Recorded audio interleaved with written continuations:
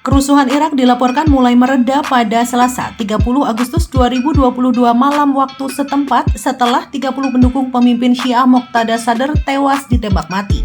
Angka itu merujuk pada jumlah korban terbaru yang dilaporkan petugas medis di Baghdad.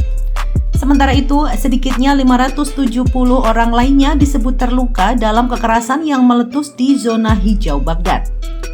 Kerusuhan Irak kali ini melibatkan para loyalis Sadr melawan fraksi-fraksi Syiah yang didukung oleh negara tetangga Iran. Pasukan Irak turun tangan mencoba menetralkan situasi kerusuhan Irak.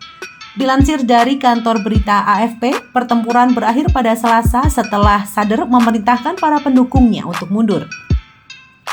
Ulama kuat Moqtada Sadr mendesak pendukungnya untuk mengakhiri protes menyusul kekerasan yang menewaskan puluhan orang dari mereka. Sadr memberi para pendukung 60 menit untuk mundur dari zona hijau Baghdad dengan keamanan tinggi. Jika lewat dari batas waktu itu, dia mengancam untuk membiarkan mereka yang tersisa.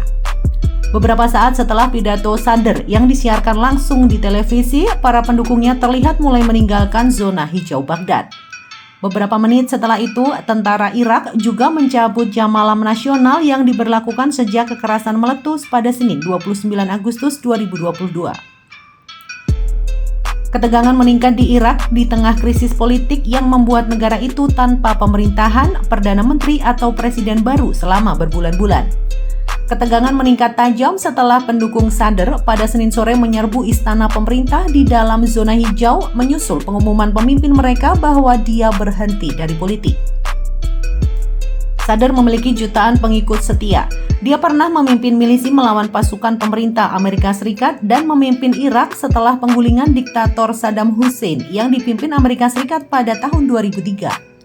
Sadr pada Senin mengumumkan pensiunnya yang pasti dan mengatakan dia memutuskan untuk tidak mencampuri urusan politik. Pada Senin malam dan Selasa pagi, bentrokan berkecamuk antara pendukung Sadr dan tentara dan orang-orang dari Hashd al-Shaabi, mantan paramiliter yang didukung Iran yang terintegrasi ke dalam pasukan Irak. Pada Selasa malam, petugas medis memperbarui jumlah pendukung Sadr yang tewas menjadi 30 dengan sekitar 570 lainnya terluka, beberapa dengan luka tembak dan lainnya menderita menghirup gas air mata.